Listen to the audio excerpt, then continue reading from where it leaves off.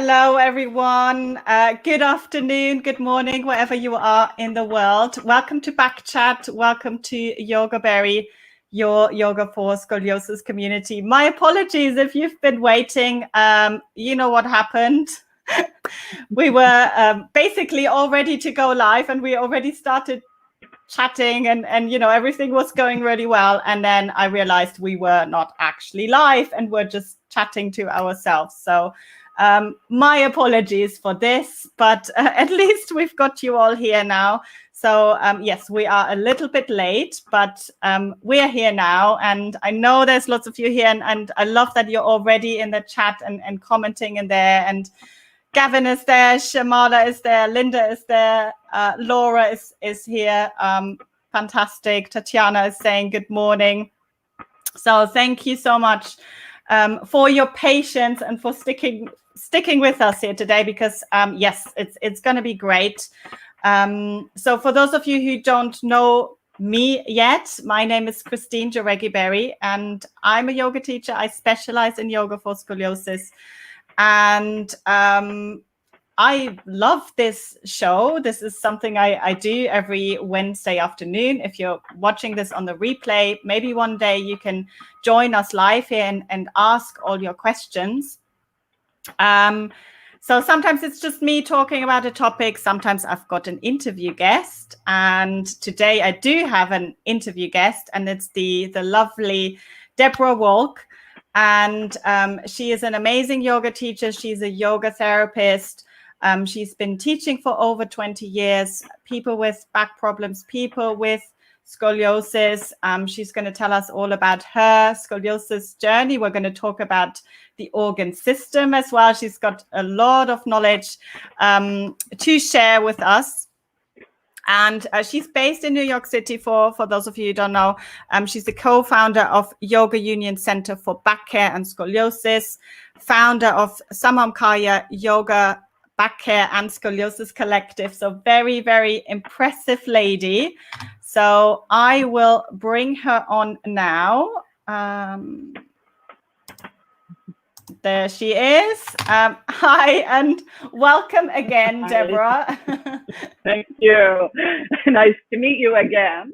Yes, lovely. So sorry, you know, this is what these live things are like. You know, sometimes we just have little slight technical issues, but it always works out in the end, right? And of course, perfection is overrated, right?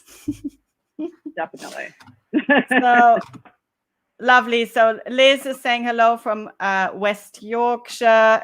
Great. We've got Samir from India as well.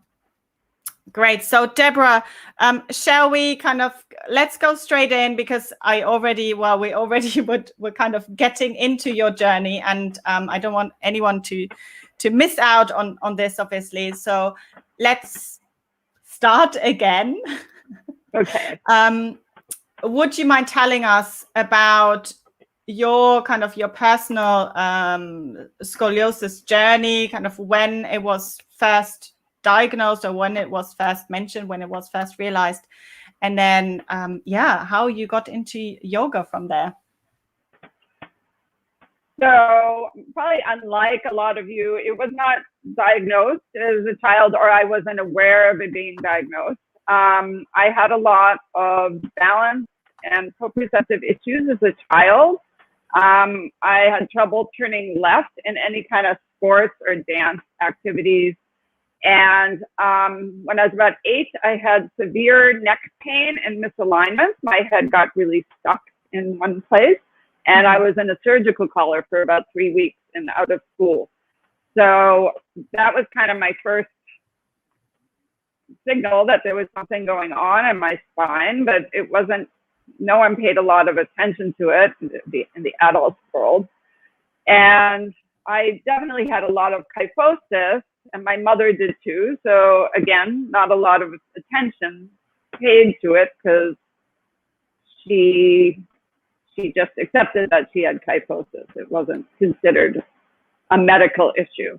Yeah. And then when I was about 32, I fell off a ladder. I was a decorative painter, and I was 12 feet off the ground, and I fell on my ribs, my sacrum, and my tail. And I was brought to the hospital, and they didn't do anything except give me painkillers. And so then I started seeing different kinds of body workers because I couldn't walk for a while after that. And then once I could walk, I was plagued with terrible sciatica and stiffness. And then I fell again the following year. And finally, I was living in Germany, and I saw a fabulous body worker who was also a PT. And he charted the spinal processes, the bumps on the back of the spine when you feel your back. Yeah. And he drew it on a piece of paper and found all my patterns. And he said, you've had scoliosis your whole life. Oh, wow. Since you were a baby. And he gave me some exercises for it, and which I didn't do. But I did feel better after working with him in person when I would see him. And then a year later or so, I started practicing yoga for different reasons, emotional reasons and psychological reasons. And I realized my back was feeling better. It was Shivananda yoga, so it was sort of just stretching, no alignment, stand on your head really crooked. That was what I was doing. Yeah. And then I moved on to what I thought was, at the time, I thought, oh, it's real yoga, like Ashtanga is real yoga. So I started practicing that.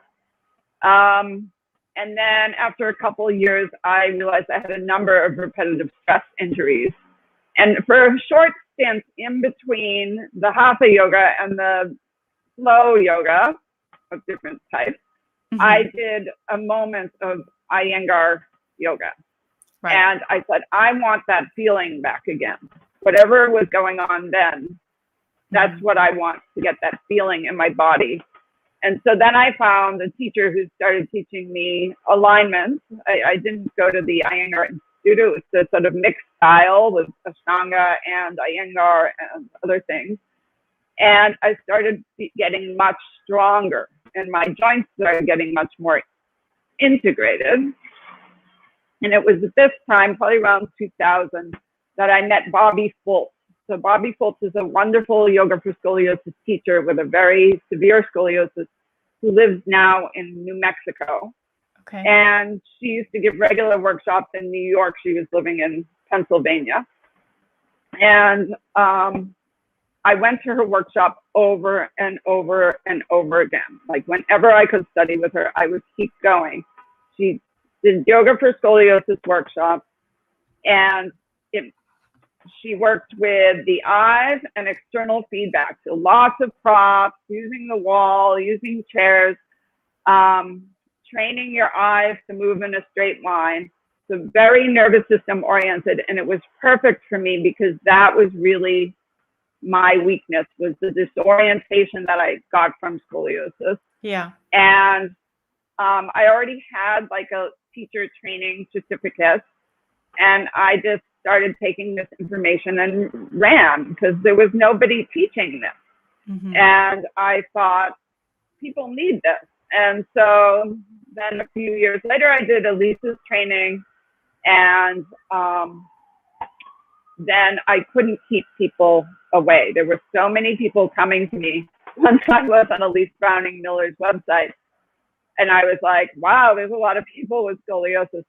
This really is working out for me. And so then I became known for working with scoliosis at that time. So Bobby was a huge help to me. And then also my primary teacher, Jenny Capular, was an enormous help to me because she mixed, she's an Iyengar teacher, but she really mixes anatomy with her teaching, very precise anatomy. So she'll probably give a little bit of an anatomy, almost an anatomy lesson at the beginning of a class as a theme. And then we work around that in class. And that really helped me get internal proprioception, which is called interoception. Yeah. So that I could feel where I was in space. So between those two teachers, I suddenly had a sense of who I was and where I was. And then my scoliosis started to decrease. So I actually had a huge curve decrease by 2007. I was measured at almost no scoliosis. Wow, that's amazing. Having something around 30 degree scoliosis. Yeah. So I use those techniques plus traction for everybody. Yeah. And also the use of the breath, which I'll describe when we start talking about the lungs. Yeah. Amazing. Thank you so much for sharing this. And there's so many things I can relate to. Obviously, it's we're all kind of there. We're looking for answers. We're looking for help. And then when we finally find someone who kind of we connect with, and then it's really exciting, isn't it? And it's really amazing then to start and learn more. And as you say, this piece of proprioception and not quite knowing where we are in space is just so very typical for people with scoliosis. And it comes up over and over again, and not being connected to like one side of the body or like a piece of the body that feels like completely out of place, out of touch. So thank you so much for sharing that. So Tatiana she's going straight in. She's asking, so are you doing twisting and bending? Am I doing twisting and bending? Are you doing twisting and bending? I'm doing everything.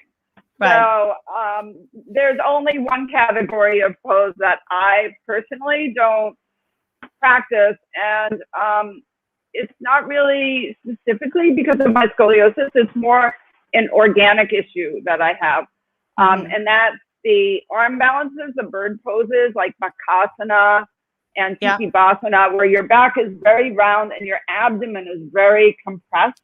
Yeah. And I've had a lot of abdominal issues. So, so I avoid those poses. They also make me very anxious for some reason. And so those are the poses I don't do. I did have to learn to bend properly. So a lot of people come and they roll through their spine to bend forward. And I do not do that anymore. I bend from my hips, which is in the Iyengar system and probably some other systems is the norm, is that you're bending from your hip sockets and your legs are being very supportive. And that's really important for working with the organs. Right. Because if you don't have the support of the legs, then everything continues to fall. Okay. Okay. Let's go. Let's go into this a little bit more. So I think this really highlights as well how much of a personal practice this is, isn't it? Oh, I lost her there for a moment. She disappeared. Okay, I will wait for her to come back. So I'm going to go through some of you here in the chat. So Candice is saying, greetings from Connecticut. Tatiana is saying, thank you so much for answering. And you're asking about the main exercise that she's doing. So I'm going to ask her. There she is. We lost you there. I am back. We've got you back though. So so Tatiana is asking what are your I'm going to rephrase this. What are your kind of go-to yoga poses? What are your kind of, in your personal practice, what are your favorites for, back related maybe first, and then we'll obviously go in towards the organs a little bit more after that. Okay, so my practice is I'm very, very busy. So all of you who think you have no time for practice, then you can just it reflects on my life. I'm a busy studio director, and then I travel for workshops, and I'm teaching lots of classes and privates. And so sometimes my practice is just I hang upside down for a couple minutes. But usually my practice, if it's a shortened practice, will be I'll get on my Tressler, which is this big piece of equipment behind me here, if you have visuals today, and I'll do all of the standing poses. Now, by meaning all, I mean all the standing poses that are in light on yoga. So the lateral ones and the sagittal ones.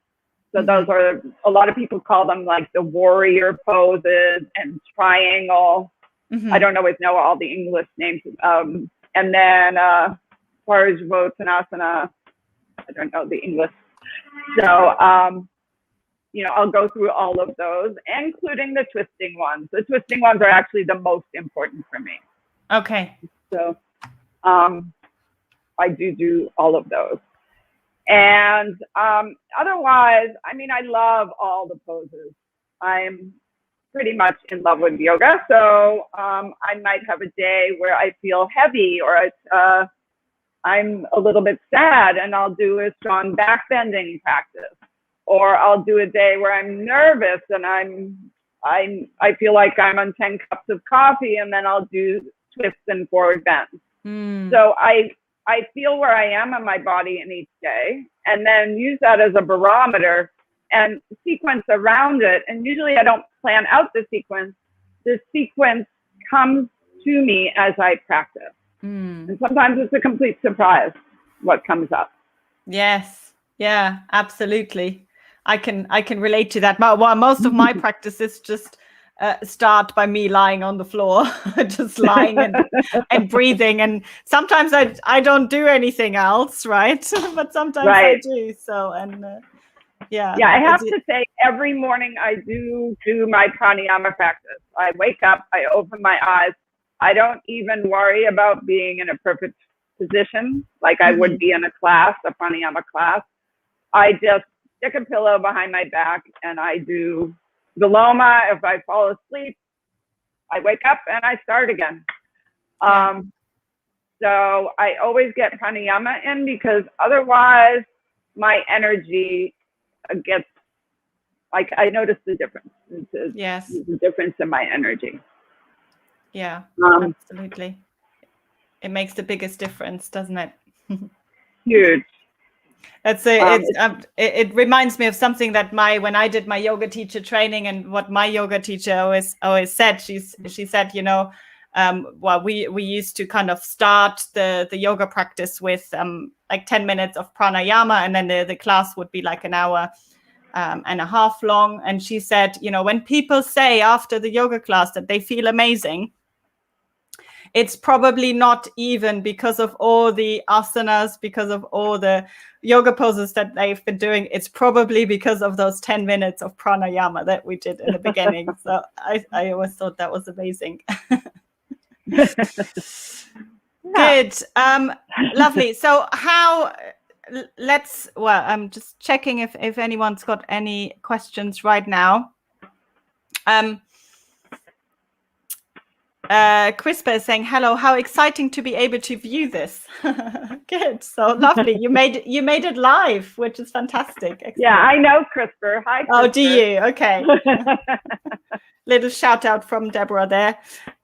Great. So tell us, what is the obsession with the organs? It's quite we haven't actually covered this very much here on this back chat, so I'm quite excited about this. So how did you kind of get into researching this? What was your motivation? So my motivation was I was personal. So I was already teaching women's classes. I had very difficult menstruations, and so I studied with Jean Marie Derrick and with Bobby Clennell in a lot, and had assisted Bobby Clennell. And so I learned to teach menstrual theories and prenatal theories. And I started a women's class, and women came in with all kinds of different issues. So I had to study each time before I taught the class. I would study for hours and try to learn about every single thing you could do for any kind of woman's issue, or, you know, different, whatever the different issues were. And then in about 10 years ago, I had an infection, and they did a scan, and an ovarian cyst that I had had for a long time had, can you hear me? Because there's a lot of noise outside. Yeah, we can. I know there's an ambulance outside, but it's New York. It's New York, yeah. So they found that I had a 15 centimeter cyst on my ovary and a 5 centimeter cyst on my other ovary. I'm a very small person, so the cyst was taking up the entire space of my abdomen. And I'll just make a long story short. I worked with a doctor who was happy to not assume it was cancer, because everyone was assuming it was cancer and telling me to get a radical hysterectomy, and I didn't. Wow. And by the time I went for surgery, I waited 3 months before I went for surgery. I had shrunk the 15 centimeter cyst with yoga to 5 centimeters, and I shrunk the 5 centimeter cyst down to 2 centimeters, and the surgery on the cyst was very easy.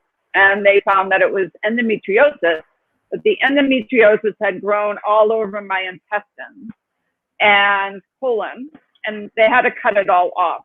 And because the cyst was so large, the intestines were all the way on one side of my abdomen, and they were smushed together. Now, for your organs to work well, all organs have their own movement and rhythm called motility, and it's part of their function, their ability to function. So your intestines move in sort of a swing-like fashion laterally. And if they don't have that movement, then you're not going to get the movement of the food through the intestines, which is why when I was very sick, I was vomiting. And then I ended up, after the surgery, I still couldn't eat very well. And so I started going to a visceral manipulator. They're body workers who are able to move your organs from the outside. And she moved them back into the center, and the intestines started moving again. So in this time with my yoga, I was also working with yoga. And so I learned a lot about working with cysts, endometriosis, fibroids, I had a couple fibroids, cancer, because I thought I had cancer, and with digestion. And then I started teaching it because there were so many women with endometriosis, and according to my doctor, more and more women have endometriosis. So it's becoming more common. And I also found that with scoliosis, that almost all, starting with my teenagers, almost all the women I work with have difficult periods. And that many of the women I work with get ovarian cysts. It's the most common gynecological problem, so it's not surprising. But with scoliosis, the cyst was always forming on the side of a lumbar or thoracolumbar concavity, which is what side the bigger cyst was on for me. And my teacher, Jenny Capular, had a theory that when there's not enough mass on one side of your body, so in the concavity side, that your body wants to balance things out, and it will grow things. It'll grow a fibroid, or it will grow a cyst. And I'm finding this to be true. That, wow, this is so amazing. The body always wants to heal itself. And so even on people who don't have scoliosis, in their pattern, I'll see always the cyst on that side, the side that is more concave. Mm. Wow, this So is that's how I amazing. got started with that. Yeah. So, but I've had students with heart problems and lung problems, and I just study and deal with all of them. Yeah, brilliant. Yeah, so well, just to share my personal story there, because I never made this link at all, but I had a ovarian cyst as well when I was a teenager. I don't know if it was on which side it was, but that would be interesting to find out if it was on the side of the concavity. So that's very, very interesting. Right. And Vaishnav is asking, will scoliosis affect the heart in any way? So yes, they have found that compared to the general population, people with scoliosis have more mitral valve prolapse than other people, and also atrial fibrillation. So that's one heart issue. Mm-hmm. And I've also found that in people who had braces, that the anterior-posterior length is shorter. So people are usually narrower front to back and wider side to side. Yeah. And I think that puts a lot of pressure on the heart. And I see also a lot more anxiety, you know, like diagnosable anxiety in these people who have that kind of rib cage structure. You know, you don't have to be braced to have that kind of rib cage structure. It could also be that you have a very flat thoracic spine. Mm-hmm. And so I think that's a lot of pressure on the heart as well. So it might not be something that affects your lifespan or your heart health, but it may be something that's affecting your heart in a way that is connecting with your nervous system or your lungs. Mm-hmm. Okay, thank you. Let's see. So Samir is asking about pain. I'm going to leave this for a little bit until we, until we're done with the organs, if you don't mind, because there's a few more things I wanted to ask you about. So another one that you talked about menstrual problems and all of that. What about, obviously, that leads me directly to, what about pregnancy? Is that something, because women are always worried about, is it more difficult to become pregnant? Is it harder to be pregnant? Can we expect any problems giving birth with scoliosis? Well, I mean, there's always, the amount of scoliosis, I'm sure, makes somewhat of a difference, but I have not noticed specifically fertility issues more in my students with scoliosis than in other students. Okay. There's always, what type of childbirth you're having. So if you plan to have, I'm blanking on what the name of it is, when they give you pain relief during your delivery. Yeah, an epidural. Yeah. The epidural, thank you. That it's harder to find where to put the epidural. Sometimes I can't do the epidural with scoliosis. Yeah. So I'm always urging my students to have a midwife, to have a doula, so that you can try to avoid having those things, because they're going to have other solutions for pain relief, for breathing, than the more medical. You can go to, I understand people want to go to the hospital, or they want to have their OBGYN deliver their baby, but I'd say have a team with you. Right. Because they're going to give a lot more solutions for pain relief, and then maybe you can avoid doing epidurals and those other things that can be difficult with scoliosis and birth. I have found that when I was studying prenatal and I was apprenticing a teacher, that she told me not to worry about alignment with prenatal yoga. And she said, the body's changing all the time. And so if you worry about alignment, what's aligned one week is not going to be aligned the next week.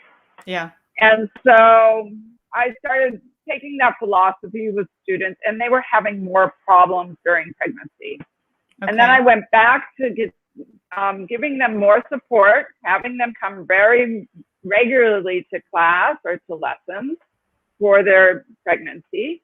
Mm-hmm. And those students did better. I would still give the scoliosis alignment cues.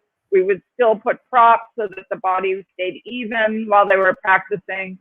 And I did not ignore the alignment. Right.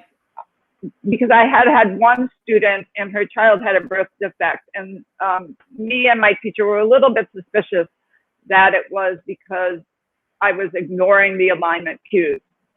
So I changed my tune on that. Okay. But I think, you know, whether you had seen very healthy babies, I supported very healthy babies birth with women with fusions, long fusions.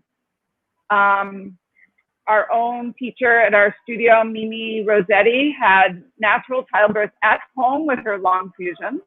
Wow. She practices a lot, but I do believe anybody with scoliosis can carry and deliver a baby. Yeah. Oh, amazing. Brilliant. I'm sure there's a lot of people who will be pleased to hear that. Good. So I've got Linda asking, is there an increase in pneumonia with a thoracic curve? If so, is there a yoga pose that could help improve lung capacity? I don't know about pneumonia. I don't even know if I've had students with pneumonia. Mm-hmm. But there's definitely, I would say that most of the yoga poses increase lung capacity if they're being done properly. If you're having, it depends on the type of lung issues you're having. So normally the poses that we do on our back, like Supta Baddha Konasana, restorative poses that we do pranayama with, mm-hmm. We prop ourselves so that the chest is moving forward so that there's more space for the lungs anteriorly in the front and laterally on the sides. And then with your scoliosis, you want to prop the back of the concavity so the back body relaxes while you're doing this. It relaxes into the prop. So putting like a towel behind your concavity mm-hmm. is important so you're not gripping there. Right. Mm-hmm. But during COVID, what we were doing was things like prone shavasana over a bolster, or Adho Mukha Virasana, which is kind of like a child's pose with the knees wide. Doing that with props, moving the lungs back, because with COVID, the breath wasn't getting into the very bottom back portion of the lungs. So you have a lot more lung tissue in your back body because right. the lungs are longer. They go all the way from the top of the shoulder down to almost your waist mm-hmm. in the back. But in the front, the lungs only go to like the level of the bottom of your shoulder blade. That's your 8th rib or your 9th rib. So they're quite high in the front, but there's a lot more lung tissue in the back. And with COVID, it was the back lung tissue. So we were doing prone poses, face down, and breathing into those low back lungs. Mm. So if you have a concavity in your thoracic curve, then if you're lying forward in child's pose or in prone shavasana, you need to put a blanket under the side of the concavity in front of your body. And this is something I do with every student on day one. They do mm-hmm. child's pose, or they sit on a bench if you can't bend your knees. You could have 2 chairs facing each other and put a bolster in front of you, lie forward, and put a big blanket under the thoracic concavity and breathe into the thoracic concavity. That is going to improve your lung function immensely, as well as change your rotation of your scoliosis. Yeah. It, Yes, it absolutely. can help heal that. So your ribs expand, the muscles between the ribs expand, and then the whole lung function improves on that side. Very interesting. So lying on the belly, you hear it, everyone, supporting the concavity. Great. Well, anything to add for lungs, or shall we move on to? There's also, so a lot of people are narrow on the side of their concavity. They're often narrow, or some people have sort of kyphosis in the back, which means that the back is sticking out. And then in the front, it might also be full, or the chest could be very depressed, either way. Yeah. But the side ribs will also often be narrow in this case. So the opposite of what I was talking about with bracing, where the ribs are wide and narrow front to back. Yeah. And so if this is the case for you, or for anybody actually, if you lie on the side of your convexity over a bolster or some rolled blanket and breathe into your ribs on the opposite side, it's called bolster anantasana. Then you'll spread the ribs on the side of the body and get the lungs to work better on the side of the body. So this is also a wonderful pose for your lungs that I'll add in. Lovely. Yes, that's one of my favorites as well. Very relaxing. Very relaxing. Yes, absolutely. Good. So William is asking about IBS and digestive issues.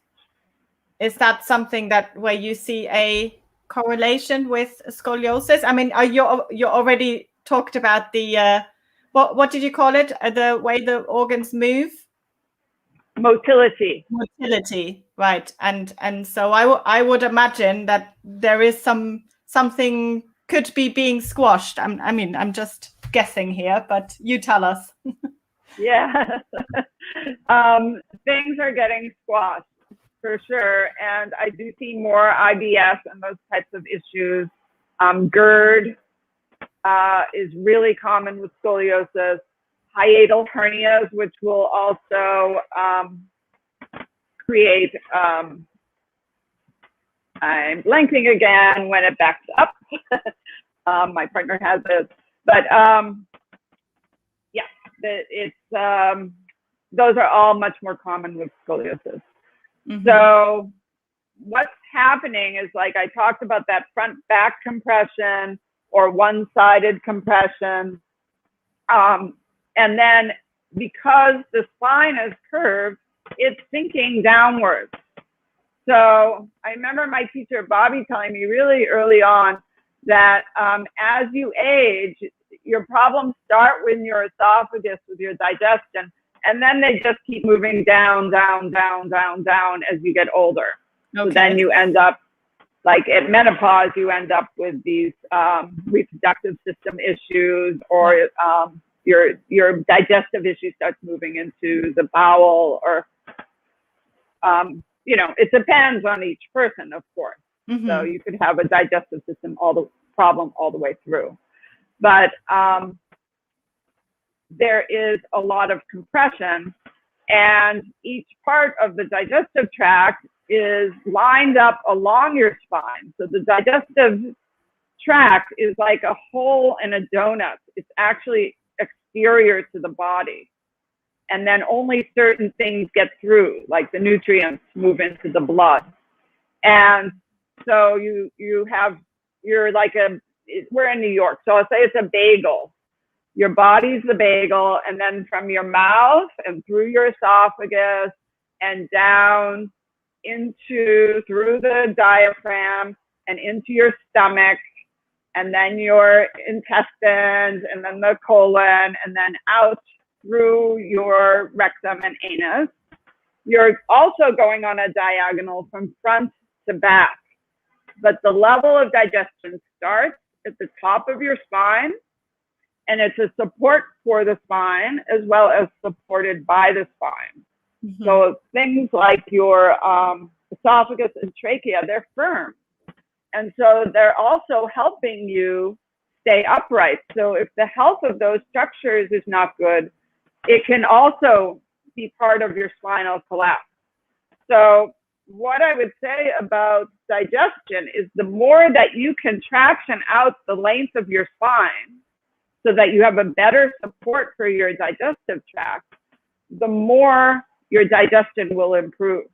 I had digestion problems starting when I was 6. I can remember sitting on the couch, holding my abdomen after dinner and crying. So it's been a lifelong journey with my digestion. And tractioning from down dog, from a doorknob, if you don't know how to do it, there's Elise Browning-Miller's book, she has pictures of it. Tractioning your spine, really active in your arms and legs, because you want your arms and legs to support you. Yeah. And but getting very long through your spine. And as you do it, you can have a mental vision of from your mouth to your anus, putting that in a long diagonal line. And it will help line things up along the spine, which is being pulled into a long straight line from the traction as well. And they will complement each other and help each other. I like to think of all the structures and organs in the body helping one another. Yeah. And teaching one another. Yeah, lovely. That's amazing. Good. So Drew is asking, do you know if yoga can help heal an inguinal hernia? I don't know if I'm saying this right, without surgery. Don't know if you can see this. It can strengthen you where you have the hernia. If it's a really pronounced tear, I would go get surgery. Yeah. I would try to avoid mesh, but you know, hernias, if things start coming out, you have to repair it. Yeah. Yeah. There might not be a way around this. Yeah. But if it's slight, like I have a little hernia right above my navel. I don't know what kind it is. It's in an odd place. But I'm very strong, so it never keeps tearing. Nothing's really pushing out. Sometimes if I eat too much, I feel it a little bit. But as long as I keep my length and strength in my spine and my abdomen, I'm good. You're good. Yeah. Okay. Sorry. Lovely. Any other organ-friendly yoga poses, maybe, that you could, like, I mean, you talked about traction, obviously, kind of create the, so the idea is to create space. That's what I understood for the organs to kind of move around. Now, in especially in light on yoga, there's sometimes talk. I'm hoping I'm not saying anything wrong now, that twists are a good idea for the digestive system. They are a good idea for the digestive system. With scoliosis, twists are the most confusing of all poses. And so the only twist I give for beginners is Vajrasana in a chair. And so that means you're sitting up on a chair, and I usually sit backwards in the chair and use the back. It's a metal chair, right? Yeah. Your legs can go through under the metal thing. And you can put your hands on the metal back. If you're small, you don't even have to knock the back out. And you push down on the chair and get a lot of length first. And when I turn, I have a right thoracolumbar turn. It's a curve. So when I turn to the right, my spine is already very good at turning to the right, doing it all the time. So I just really work on sitting up and knitting my ribs together on the right side and getting really long. And when I go to the left, I breathe into my concavity. I even round my back and put my hand on my concavity and just spend some time breathing there first. And then I put my hands back on the chair and push with my left hand to at the level of my concavity to push that concavity back. But I do twist very judiciously. I can do a lot of twists and I love them. Yeah. But for digestion specifically, what I would say is that when you twist, and I hope I'm getting this right. I had a note, actually, make sure I got it right. But when you twist to the right, there's more of a tendency to open things. So if you're having, I don't want to be indelicate here, say you're having diarrhea, you would not want to twist to the right as much. You would want to twist to the left. Okay. To sort of get things to close up a little bit. And then if you're constipated, maybe you do a lot of twisting to the left because it has to do with a different valve at the base of the colon. And it stimulates one valve or the other. So I have found it very handy. Yeah, that's great. Certain digestive situations. Yes. So repeat this again. So turning to the right opens things more. Opens it, and turning to the left closes. It sort of tightens it more. Tightens. So if you are prone to constipation, you might want to twist to the right. Yeah. Yeah. Exactly. Okay. Great. That's amazing. I did not know that. Probably not a lot of people do. The number one pose, if you're having like digestion, it's not going through, or it's causing you a stomach ache, or there's a lot of gripping in your abdomen, the number one digestive pose is Virasana. It's so simple. Like you could be like having horrible digestive pain or anything at all. Virasana is the cure-all. You just sit on a block, knees together, feet apart. Yeah. Of course, your imbalances matter because they're part of what's causing it. So if you sit only on one sitting bone, then you have to prop your sitting bones so they're level. Right? You don't want to be sitting tilted over to one side, so all the weight goes to one side of the abdomen. But Virasana helps line up your digestive tract, the crown of the head over your tail, and gives you lots of length. And it really, I think there's some acupressure points on the backs of your calves that are stimulated that also help with digestion. So really good pose for digestion. Great pose. Okay, good. Lovely. We've got Frida is asking, I have scoliosis of the lower thoracic and upper lumbar spine, convex to the right at 17 degrees. Menopause just started, so did pain from scoliosis. Any poses you can suggest? So menopause and scoliosis are like adolescence and scoliosis. It makes your scoliosis progress. Yeah. So one thing I would do is definitely you want to be doing your downward dog on a belt or a rope every single day so that you don't let that progress. And you just want to get a lot of elongation in your spine. And that will also help with pain. If you're having things like hot flashes and other menopausal symptoms, then it gets more complicated, and that would be a whole nother lecture. Yes. I think. So you want to do cooling poses. Shoulder stand is cooling, or Setu Bandha is more simple with your scoliosis. Shoulder stand I always find hard with scoliosis, but Setu Bandha is a blessing for your digestion, for your menopause, for cooling the body, for elongating the body, for any kind of reproductive system issue, for hormonal balance. Setu Bandha is one of my very, very favorite healing poses. And the best way to do Setu Bandha is with a bench. So if you have an Iyengar teacher that you can work with, who can put you on a bench, even if it's just once a week, it's really going to help you get through menopause. But it's definitely a big setup, and you have to learn it. Okay. So yes.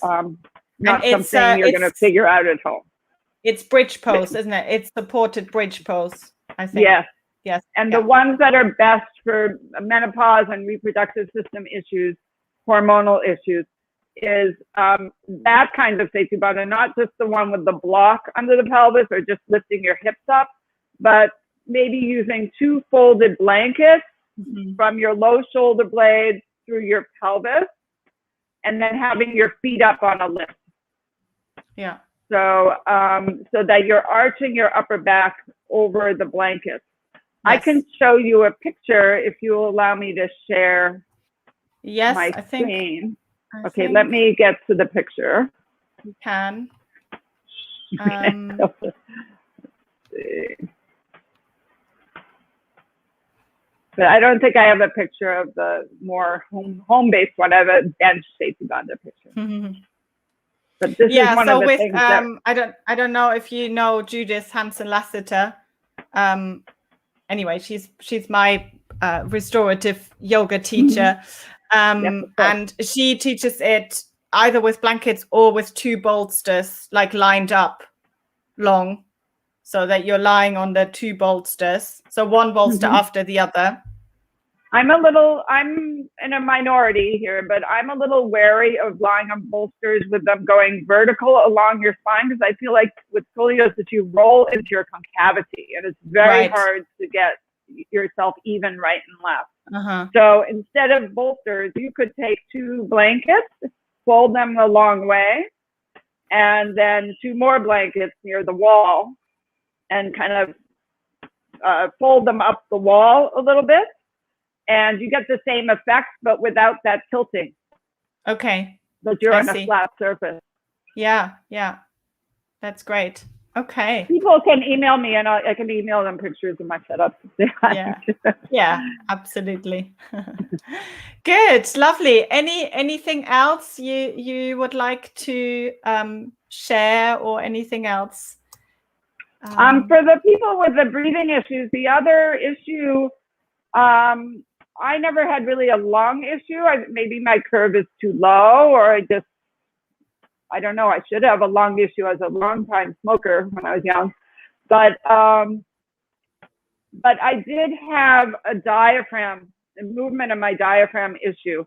And that can also be addressed by, I was talking about child's pose or prone shavasana and breathing into the low lungs. Because those of us with either, if you have a long thoracic curve, or you have definitely thoracolumbar curves are the worst for diaphragm movements, and then lumbar curves can also be bad. So you have one part of your diaphragm that is just not making the shape that it should be, right? It should be sort of like, it looks sort of like a mushroom or a clover leaf on one side. So that roundness is missing on one side, your concave side of your back.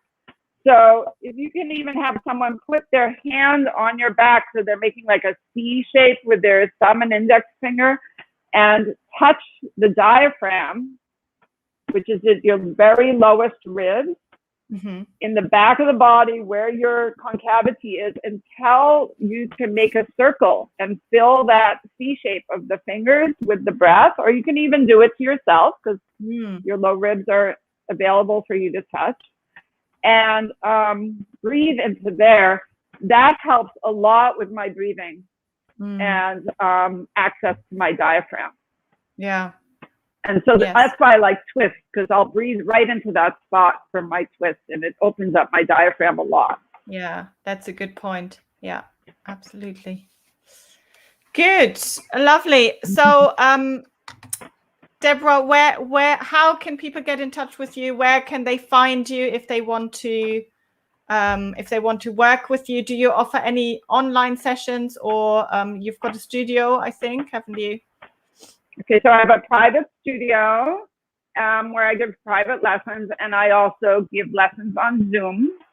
I have a busy schedule, so you want to schedule well in advance. Like, don't expect me to make an appointment for tomorrow.